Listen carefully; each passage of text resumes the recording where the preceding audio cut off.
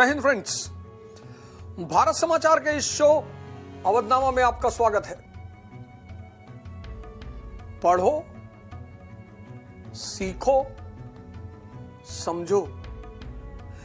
जैसे ही समझना शुरू होगा, पढ़ाई सब कुछ नहीं है। आज का देश सिर्फ एक चीज कह रहा है, पढ़ो पढ़ो पढ़ो पढ़ो पढ़ो। क्यों? नौकरी करनी है। सब रट रहे हैं, साइंस रट रहे हैं, फिजिक्स रट रहे हैं, बायोलॉजी रट रहे हैं, हिस्ट्री रट रहे हैं, दिमाग बंद। इतना बंद है कि क्या खाना है, क्या पीना है, कहां बैठना है, किससे क्या बोलना है, पता ही नहीं, पता ही नहीं। गोमती रिवर फ्रंट पे मैं टहल रहा था, बारिश हो रही थी, बारिश हो रही थी, और वो पेड़ है, पत्तियां हैं, घास है, सांप बिच्छी का इलाका है, बैठे हैं लोग बेहोश। देखो, अगर हम अपने युवाओं को बहुत गौर से देखें तो पढ़ाई ने उन्हें भले ही डॉक्टर बना दिया हो, इंजीनियर बना दिया हो, पीसीएस बना दिया हो, आईएएस बना दिया हो, लेकिन उनको जिंदा नहीं कर पाई।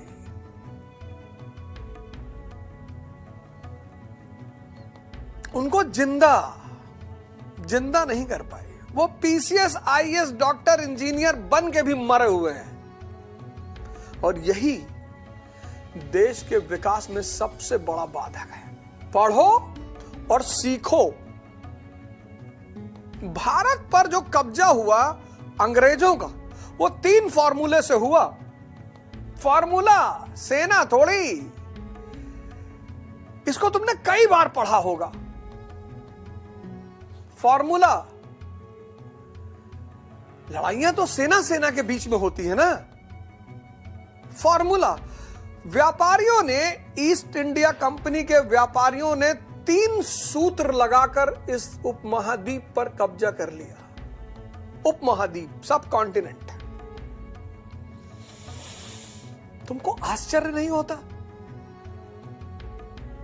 तुम्हारा मन नहीं होता कि ऐसे सर पकड़ के बैठ जाएं कि अरे भैया, इस देश के सुकरात अरिस्टोटल सब कहां गायब हो गए थे?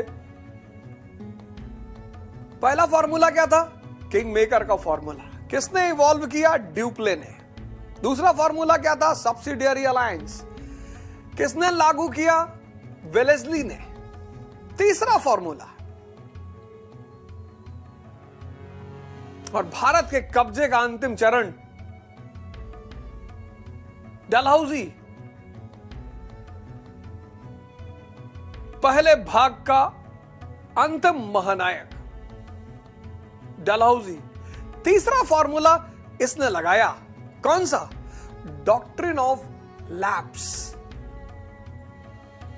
Policy is equal to priority. नीति किस पर निर्भर करती है? प्राथमिकता पे। ऐसी क्या प्राथमिकता पैदा हो गई, ऐसी क्या प्रायोरिटी पैदा हो गई कि अब भारत पर सीधा कब्जा करने का समय आ गया? कुछ तो हुआ होगा। तो 3 फॉर्मूले से भारत पर कब्जा हुआ। पहला फॉर्मूला किंग मेकर, दूसरा फॉर्मूला सब्सिडियरी अलायंस, सहायक संधि, और तीसरा फॉर्मूला डॉक्ट्रिन ऑफ लैप्स।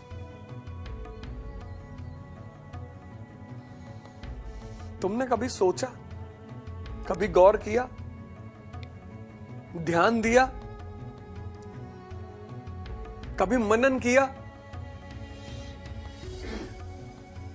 ईश्वर का जो सबसे बड़ा गिफ्ट है वो है मानव का मन।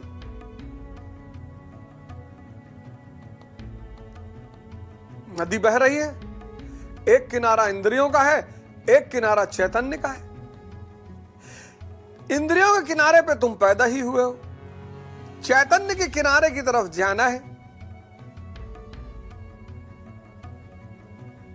शिक्षा उसमें एक अहम भूमिका निभाएगी, क्योंकि शिक्षा ऑब्जर्वेशन की क्षमता को बढ़ाएगी। कैसे कैसे कैसे बढ़ाएगी ऑब्जर्वेशन की क्षमता को? अब जो इंद्रियों पे जी रहा है उसके लिए क्या उद्देश्य है? महल। उसके लिए क्या उद्देश्य है? मर्सिडीज। उसके लिए क्या उद्देश्य है? महिला। महल, मर्सिडीज, महिला, जो इंद्रियों पे जी रहा है। अगर वो महिला ही है तो महल और मर्सिडीज बचा हुआ है पुरुष। लेकिन जब तुम इन तीनों चीजों को चाहते हो, महल बनवा लिया 10 एकड़ में, बन गया, और जो भी आ रहा देख के बेहोश हो जा रहा है कि अरे भैया, अब आप तो महल का भोग कर रहे हैं, वो भी पलट कर आपका भोग कर रहा है। मेंटेनेंस, झाड़ू पोछा, पुताई, यह भोग का सबसे बड़ा नियम है। इसीलिए व्यक्ति दुखी है। गौर से सुनना, शायद बहुत बड़ी बात बोल रहा हूं। इसलिए जिनकी ऑब्जर्वेशन क्षमता बढ़ गई, उनको महल चाहिए ही नहीं। उनको पता है कि अरे हम क्या भोगेंगे इसको, ये तो पलट के हमें ही भोग लेगा।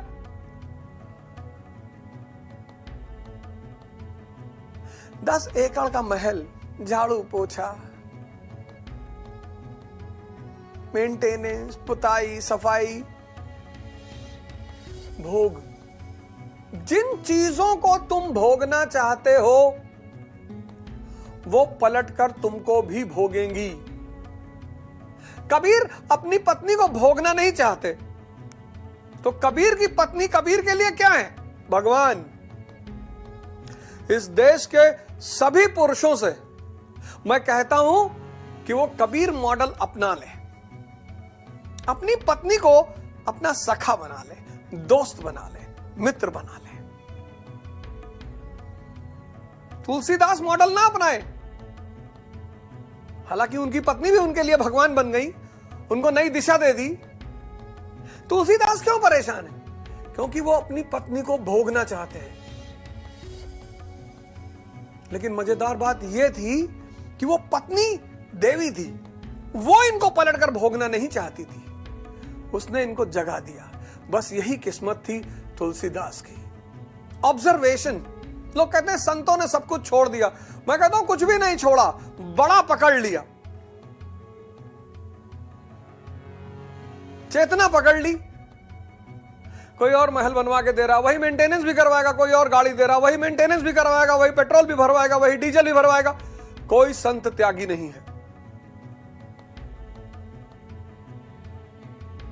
ऑब्जर्वेशन, ऑब्जर्वेशन बढ़ाओ चाचा।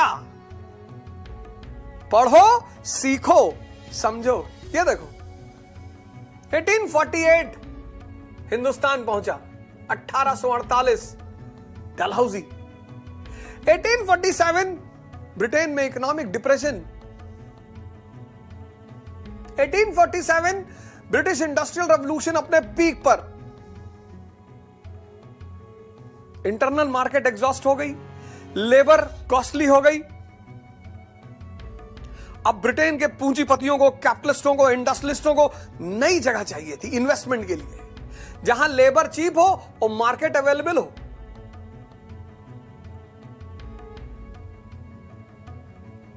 तुमने ध्यान नहीं दिया? यह आता है तो भारत में कितनी क्रांतिकारी चीजें शुरू हो रही हैं। रेलवे, इंफ्रास्ट्रक्चर, इंडस्ट्री, इसी के काल में। तुमने सोचा नहीं, तुमने देखा नहीं कि क्यों बाबूजी ऐसा क्यों हो रहा है। तुम तो इस देश के युवा, इस देश के भगत सिंहों, इस देश के अशफाक उल्लाह खानों, इस देश के कलाम, इस देश के राणा, इस देश की लक्ष्मीबाई, इस देश की कल्पना चावला।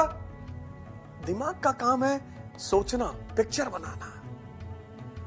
गलत क्यों बना रहे हो? प्रेम करो, प्रेम के बारे में क्यों सोच रहे हो यार? हमारा एक दोस्त है, कम्युनिस्ट पार्टी से संबंधित है, पूंजीपतियों को बहुत गाली देते हैं, बहुत। हमको भी देते हैं क्योंकि मुझे पूंजीवाद से बड़ा प्रेम है। और पैसे से तो बहुत है। अगर कोई मुझसे पूछता है कि तुमको सबसे ज्यादा प्रेम किससे है, धन। क्यों? मैं धन का जादू देखता हूं, बड़ा मजा आता है। बहुत लोगों ने मुझसे पैसा ले रखा है, मैं वापस मांगता ही नहीं। जब मैं अपने घर में टॉर्चर होता हूं तो मैं उनको टॉर्चर करता हूं। फोन मिला दिया, सचिन तेंदुलकर अच्छे खिलाड़ी नहीं, और मैं जानता हूं इनको तेंदुलकर बहुत पसंद है। कहते हैं हाँ भैया, नहीं ठीक है भैया, बहुत गंदे खिलाड़ी हैं भैया।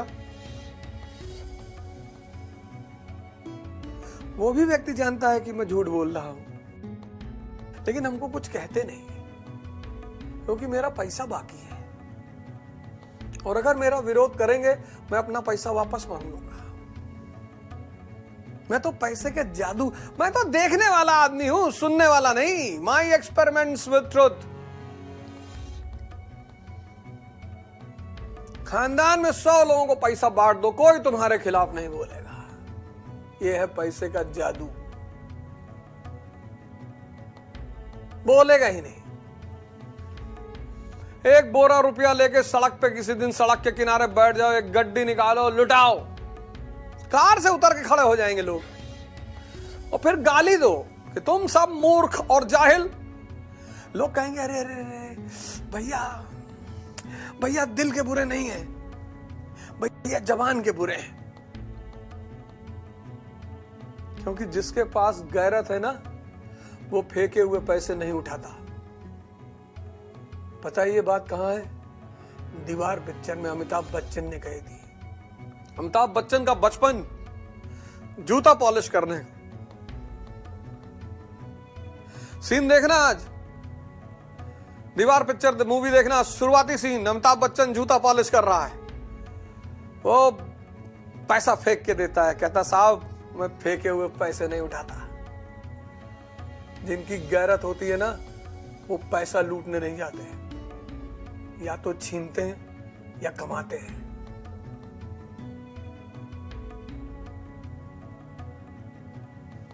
तुम देखो जब शादी वादी होती है, लोग पैसा लुटाते हैं।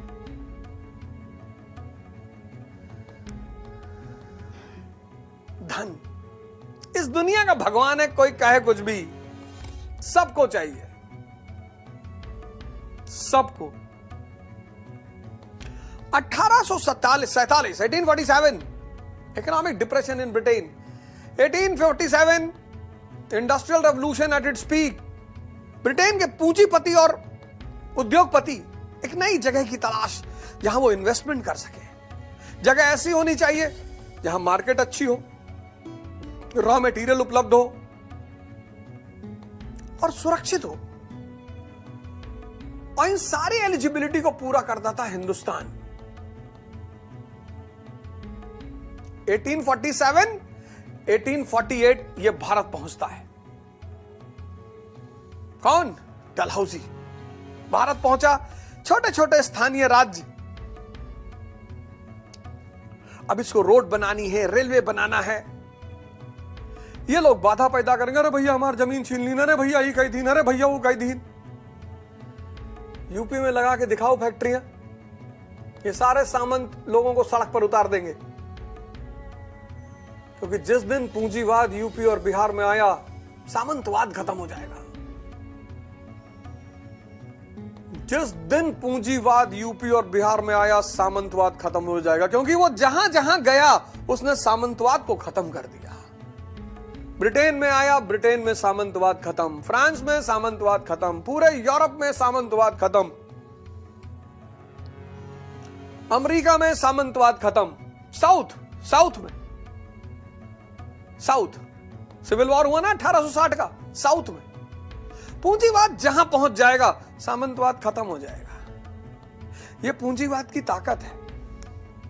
आजादी के 70 साल तक पूंजीवादियों को घुसने नहीं दिया यूपी और बिहार के सामंतों ने।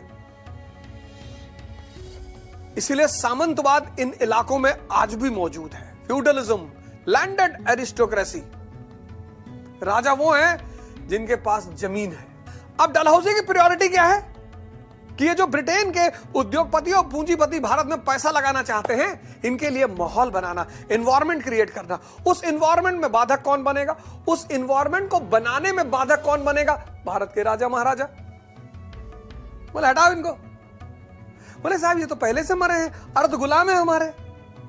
बोले अच्छा, हाँ साहब, और बहुतों के तो अपना लड़का ही नहीं है साहब, अडॉप्टेड है साहब। अरे बोले वाह यार, बहुत बढ़िया, लगा दो डॉक्ट्रिन ऑफ लैप्स, कि जिसके पास प्राकृतिक उत्तराधिकारी नेचुरल हायर नहीं है, वो राज्य ब्रिटिश कंपनी के राज्य में मिला लिया जाएगा। Doctrine of lapse. बड़े सारे राज्य उसके शिकार हुए। झांसी एक बहुत बड़ा एग्जाम्पल है। गंगाधर राव की शादी हुई थी रानी लक्ष्मीबाई से, और रानी लक्ष्मीबाई, औरतों ने अगर तलवार उठाया तो कोई माई का लाल उनसे लड़ नहीं सकता। वो जल्दी उठाती नहीं, इसलिए नहीं कि कमजोर है, करुणा ज्यादा है। हर औरत आदमी को देखकर दया खाती है, हर औरत, कि सिर्फ देख लूंगी तो मर जाओगे। तभी तो आदमियों ने इतने गाने बनाए औरतों के। कोई औरत ने आदमी के ऊपर गाना बनाया कि खुदा भी आसमां से जब देखता होगा, ये लल्लन भाई को किसने बनाया सोचता होगा। किसी औरत ने मर्द पे गाना नहीं बनाया, सारे आदमियों ने औरतों पे गाने बनाए। ये चांद सा रोशन चेहरा, जुल्फों का रंग सुनहरा, खुदा भी आसमां से जब जमीन पे देखता होगा, चांद सी महबूबा हो मेरी, ऐसा मैंने सोचा था। औरतें बहुत ताकत, भगवान, मैं और तो कहता हूं स्त्री यानी भगवान, स्त्री यानी भगवान। मेरे लिए तो स्त्रियां ही भगवान है। और स्त्री और भगवान के साथ सिर्फ शक्तिशाली लोग रह सकते हैं। ये आजकल जो महिलाओं पर वार हो रहे हैं, महिलाओं को मार रहे हैं, कोई चाकू मार रहा है, कोई हत्या कर रहा है, ये देश ये भिखमंगा हो जाएगा अगर महिलाओं के साथ बेइज्जती करोगे तो। हर वो व्यक्ति, हर वो समाज, हर वो समुदाय, हर वो धर्म नपुंसक है जो अपनी औरत को आजादी नहीं देता और सम्मान नहीं देता। हर वो व्यक्ति, हर वो समाज, हर वो समुदाय, हर वो धर्म, बहुत बुरा लगेगा। हमारे तो आराध्य भगवान शंकर हैं, हम तो उन्हीं को अपना आदर्श मानते हैं, भगवान मानते हैं। मां पार्वती को कितना प्रेम, कितनी आजादी, कितनी स्वतंत्रता। शक्ति कामदेव को भस्म कर देते हैं। शक्ति गिड़गड़ाते नहीं है स्त्री के सामने, कुबेर को बुलाकर अपना महल बनवाते हैं। शक्ति जहर पी जाते हैं। शक्ति यहां एक गिलास दूध पी लिए, डायरिया शुरू हो गया। स्त्री और भगवान सिर्फ शक्ति के साथ रहते हैं। भिखमंगे लोग इनको पसंद नहीं है, न कमजोर न भिखमंगे। और जब से पुरुषों ने अपने आप को सजाना शुरू कर दिया, तब से महिलाएं, एक्टर एक्ट्रेस हैं या जो मीडिया इंडस्ट्री के लोग हैं, उनको जरूरत पड़ती है, उनकी तो आवश्यकता है। क्लास में जाने के लिए कौन सा ब्यूटी पार्लर जाना है लड़कों को? कर्ली हेयर करवा रहे हैं, चल रहे हैं तो बॉडी भी कर्ली हो गई है, कायदे से चल ही नहीं पा रहे हैं। शक्ति, हमारे तो आदर्श भगवान शंकर हैं। किसी भी स्त्री को अगर कोई भी दुर्व्यवहार सड़क पर कर रहा है तो मैं आपसे हाथ जोड़कर निवेदन कर रहा हूं कि तमाशा ना देखें, उस महिला को बचाएं। कुछ नहीं करना, एक अद्दा उठा लो, 10 लोग खड़े हो, एक अद्दा उठा लो, मारो घुमा के, खींच के। बगल जाने के लिए कौन कह रहा है? अद्दा आज भी बहुत बड़ा अस्त्र है। ये जो भारत की सड़कों पे होता है ना कि महिला को चाकू मारे जा रहे हैं, 20 लोग देख रहे हो,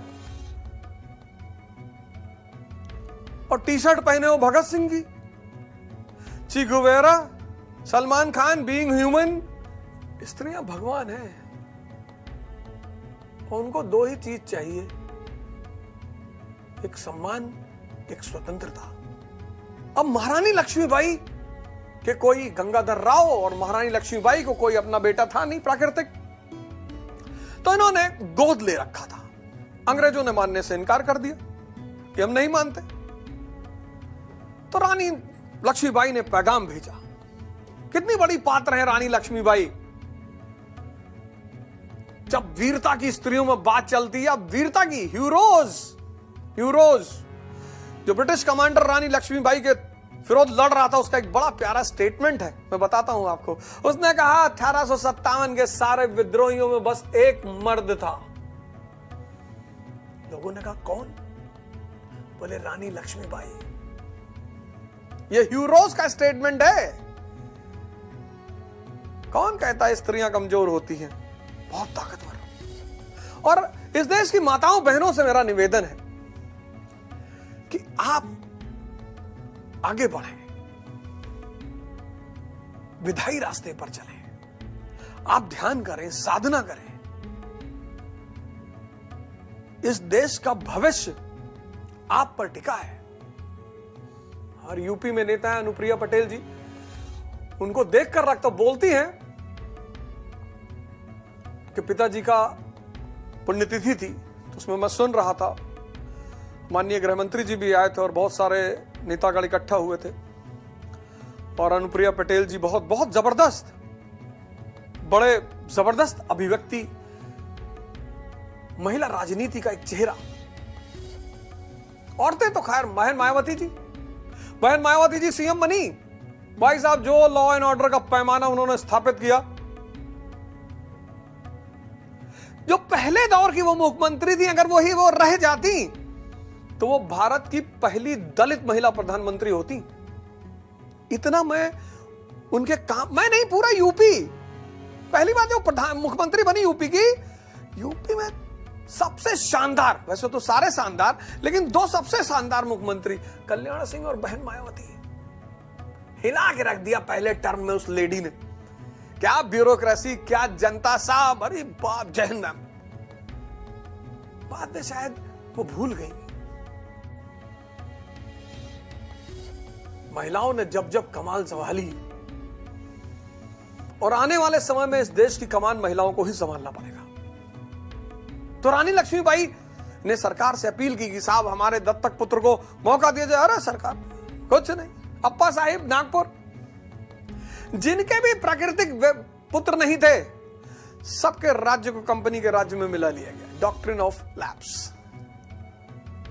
पंजाब, रणजीत सिंह, उनके बड़े सारे पुत्र थे, उसको युद्ध करके मिला लिया गया।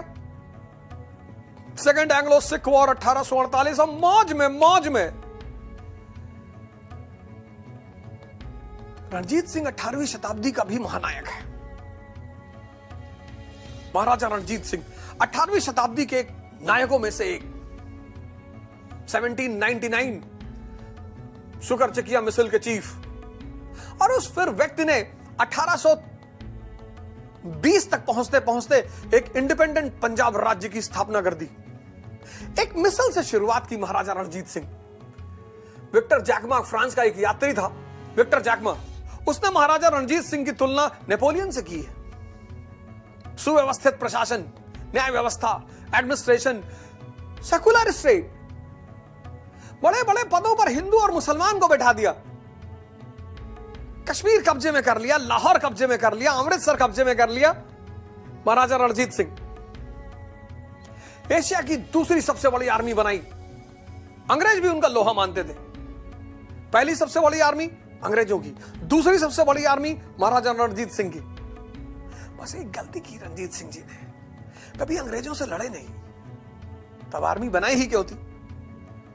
1839 में उनकी डेथ हो गई।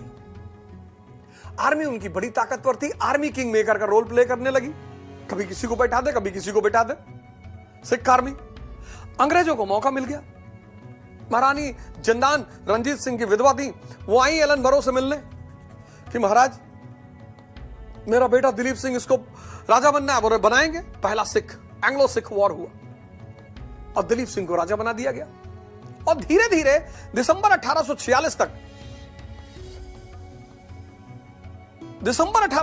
तक अंग्रेजों ने पूरी तरह से पंजाब पर कब्जा कर लिया।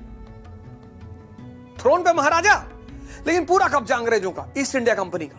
और जब डलहौजी आया, अरे उसने कहा भगाओ यार, पूरी तरह से कब्जा हमारा है तो इनको क्यों बिठा रखा है? बोले साहब ऐसे बस वादा है साहब। अरे बोले कोई वादा नहीं, हटाओ इनको। और उसने सेकंड एंग्लो सिख वॉर लड़ा, दिलीप सिंह को भेज दिया लंदन, क्रिश्चियन बना दिया। बोला शादी करोगे? बोले अंकल जी करेंगे। बोले शादी कर लो, चॉकलेट दो भाई इसको। दिलीप सिंह को चॉकलेट पाई, शादी पकड़ाई, वो बेचारा क्रिश्चियन हो गया। वहां जाके पंजाब पर कब्जा कर लिया 1848। अब बचा अवध। वाजिद अली शाह, अंग्रेजों के पुराने चाटुकार।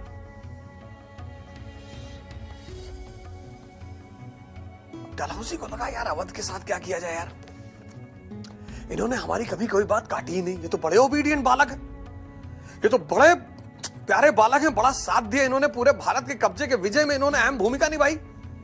पर हटाना तो है। डॉक्ट्रिन ऑफ लैप्स लगा नहीं सकते, युद्ध कर नहीं सकते, क्योंकि अगला आदमी रिटेलिएट ही नहीं करेगा, हाथ जोड़ लेगा। तो डॉक्ट्रिन ऑफ लैप्स लगा नहीं सकते, युद्ध कर नहीं सकते। अब क्या करें? तो डलहौजी ने अवध पर लगाया कुशासन, मैल एडमिनिस्ट्रेशन। बोले तुम अपना शासन नहीं चला पा रहे हो। बोले साहब हम चला ही कहां रहे हैं साहब, हम तो 18 घंटा कब तक करते हैं साहब। बोले नहीं। बोले साहब चला तो आपका रेजिडेंट रहा है। बोले नहीं तुम नहीं चला। बोले साहब हम चला ही नहीं रहे साहब। अरे बोले तुम तो हो वहीं पे ना, कुशासन। अवध पर भी कब्जा कर लिया। 1765 से भारत पर कब्जा होने की जो कहानी शुरू हुई थी, उसको डलहौजी ने अपने अंजाम तक पहुंचाया। और 1856 अवध पर कब्जे के साथ भारत में कंपनी के साम्राज्य की स्थापना। पूरी इंपीरियल साइकिल पूरी हो गई। एक एक करके मारा यहां हिंदुस्तान के आदमी को। बंगालियों को मारा, साउथ इंडियन बड़े खुशी हुए, वेरी गुड सर, बहुत अच्छा साहब। फिर साउथ इंडियन को मारा, फिर बंगाली बड़ा खुश हुआ। फिर मराठा को मारा, पूरा भारत खुश हुआ कि साहब बहुत अच्छा मारा साहब, ये लोग हफ्ता लेते थे साहब। फिर सिंधियों को मारा, फिर ये पंजाबी ऐसे इनको मारा। सड्डे नाल रहोगे तो ऐस करोगे। जब सबको मारा तो अवध के लोग बड़े खुश हुए, यूपी के कि साहब बहुत अच्छा, एक और मार दो साहब सबको। फिर यूपी को भी मारा। फिर 1856 में सब गाल पे हाथ रख के ऐसे बैठे हुए थे कि भैया हमको भी मारा, भैया गुड्डू का पैंट फाड़ दिया, गुड्डू कम्मक धोती खींच ली, भैया बहुत बदतमीज है भैया ये लोग। ये है हिंदुस्तान, एक को मारो दूसरा मजा लेता है। ये है हिंदुस्तान। आज से नहीं है, बहुत पुराना, आज से नहीं है। फिर ये रोता है, भैया हमको महमूद गजनी ने मारा था, भैया हमको तैमूर ने, भैया हमको नादिर शाह ने, भैया ये क्लाइव तुम्हारे रिश्तेदार लगते हैं, ये डलहौजी तुम्हारा रिश्तेदार है। सिर्फ मुगल याद है, ये याद नहीं है। तुमको सबने मारा, पता है क्यों? क्योंकि जब एक मार खाता है तो दूसरा मजा लेता है।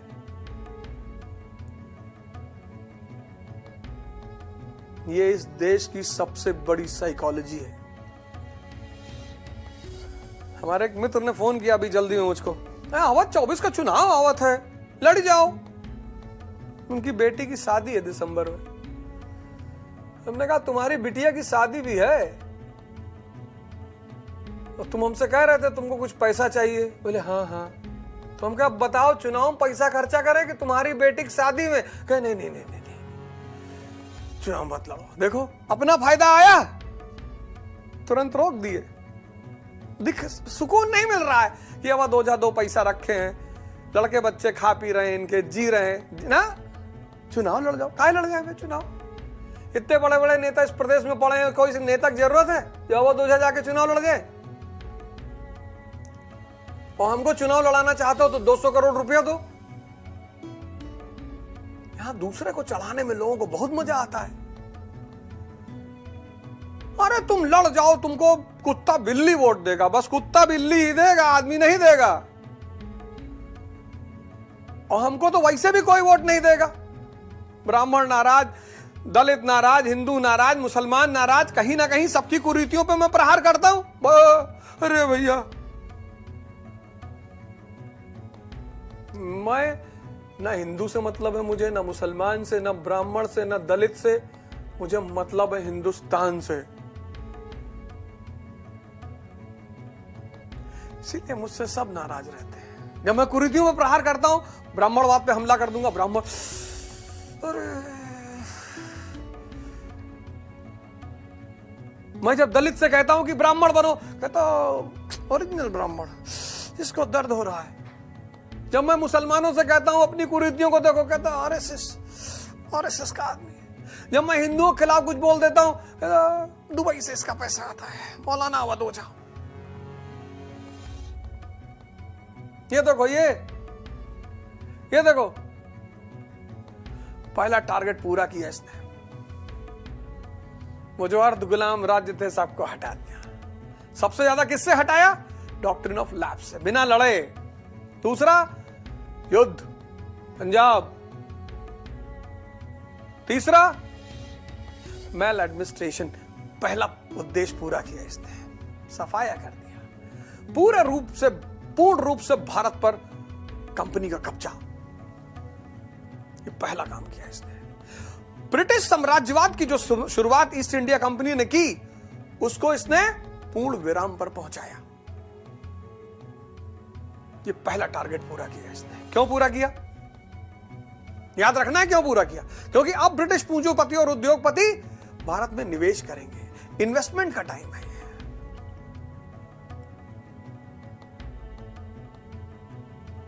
तो पॉलिटिकल कंडीशन ऐसी होनी चाहिए जो उनके फेवर में हो। पहला टारगेट। दूसरा टारगेट, I = I। बड़ा प्यारा फॉर्मूला है, मैं कुछ फॉर्मूले बताता हूं, उसको लिख लो। T = T। तमन्ना = ताकत। सिर्फ तमन्ना है और ताकत नहीं है, खत्म हो। ताकत के बिना तमन्ना नपुंसक है। उस तमन्ना की कोई कीमत ही नहीं जो ताकत के पैरों पर ना खड़ी हो। सबकी तमन्ना है कि हमको 50 लोग सलाम करें। सलाम भाई, सलाम भाई, सलाम भाई। वेलकम में कहता नहीं, सबको सलाम करता है। कहता सलाम कर रहा है कि सलाम बांट रहा है? बोले एक बार भाई के सामने पड़ गया और भाई को सलाम नहीं किया, तब से इसको ये सजा मिली कि सबको सलाम करना है। तुम्हारे जीवन की इच्छाएं ही गलत है। सब नमस्ते करें, सब हमको पैर छुएं, हम जहां जाएं सब रेड कारपेट पे लेट जाएं। सब क्या उल्टी सीधी तमन्ना पाले हो। कोई मुझे मैसेज करता है, मैं भारत को सुधारना चाहता हूं। तुम सुधरे? भारत सुधरा हुआ है। इस देश में 95% लोग सिर्फ उल्टी सीधी तमन्ना, हमको कोई इज्जत नहीं दे रहा है। इज्जत खाओगे? गुड्डू भैया मिर्जापुर में कहते हैं ना, हमारी अम्मा को चाहिए फुल इज्जत। तो गुड्डू भैया गन चला रहे हैं, देखो उसके जो वेट एंड माप की मशीन है उसमें 9mm की पिस्टल लग दी ले आके। और गुड्डू क्या हाल है? कहता हमारा तो ठीक है, तुम्हारा अभी पता चलेगा।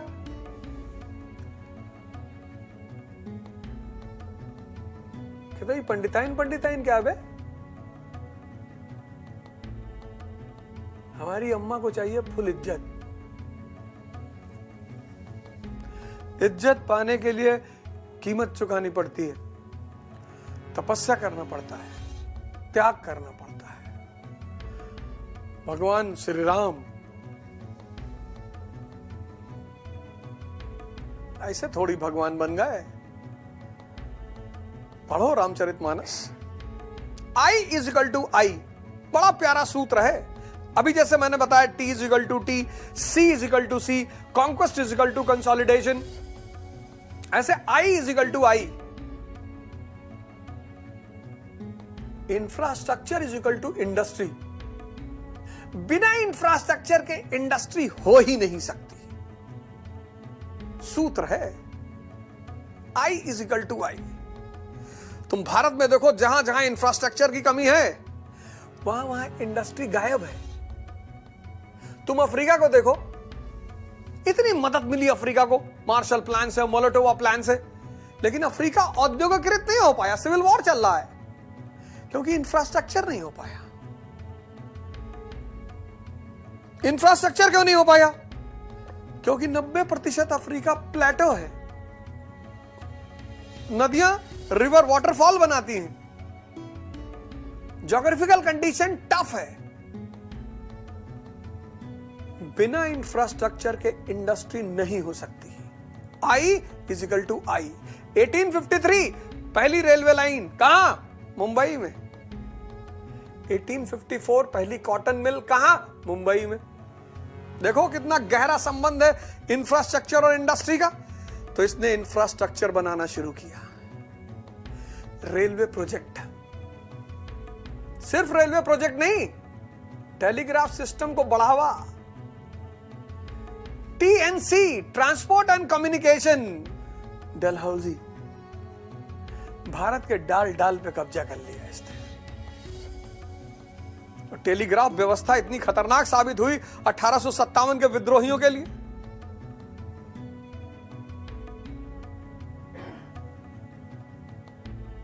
Policy depends upon priority. ये सब फार्मूले सीख लो। ये जो गांव में हमारी बहन बेटियां बैठी हुई हैं जो तैयारी करना चाहती हैं, तुम बस इस शो को देख लो कायदे से। तुम सिर्फ इस शो को देख लो बस, सिर्फ इस शो को देख लो और तुम्हारी 70% तैयारी हो जाएगी। इन सब फॉर्मूलों को सीख लो और पढ़ाई कर लो। तो रेलवे, टेलीग्राफ, पोस्टल डिपार्टमेंट, चिट्ठी, लेटर। भारत को इसको इन्वेस्टमेंट के लिए तैयार करना था। 1847 में ब्रिटेन में डिप्रेशन हो चुका था। 1847 में ब्रिटेन में डिप्रेशन हो चुका था। इंडस्ट्रियल रेवोल्यूशन पीक पे पहुंच चुका था। इंटरनल मार्केट एग्जॉस्ट हो चुकी थी। लेबर कॉस्टली हो चुकी थी। ब्रिटेन के पूंजीपति और उद्योगपति बाहर ढूंढ रहे थे इन्वेस्टमेंट का माहौल।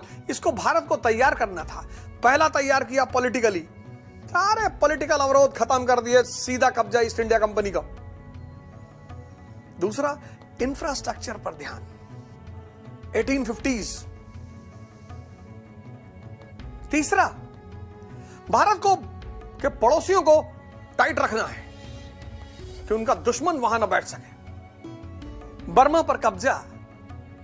डलहौजी भारत को तैयार कर रहा था इन्वेस्टमेंट के लिए। पॉलिटिकल तैयार किया, सारे अवरोध खत्म कर दिए। इंफ्रास्ट्रक्चरल तैयार किया, railway, telegraph, postal department, Ganga canal, Wood's dispatch, education की सबसे बड़ी चीज, वुड्स डिस्पैच ऑफ 1854। और प्रशासन में एक सुधार किया उसने, नॉन रेगुलेशन सिस्टम। जो नए नए एरिया कब्जे हुए थे वहां कमिश्नर बैठा दिया, और वो कमिश्नर सीधे रिस्पॉन्सिबल किसको होगा? गवर्नर जनरल को। Polity, infrastructure, administration, foreign affairs. और डलहौजी ने पूरे भारत को ब्रिटिश इन्वेस्टरों के लिए तैयार कर दिया। अगले एपिसोड में आपसे फिर मुलाकात होगी। जय हिंद।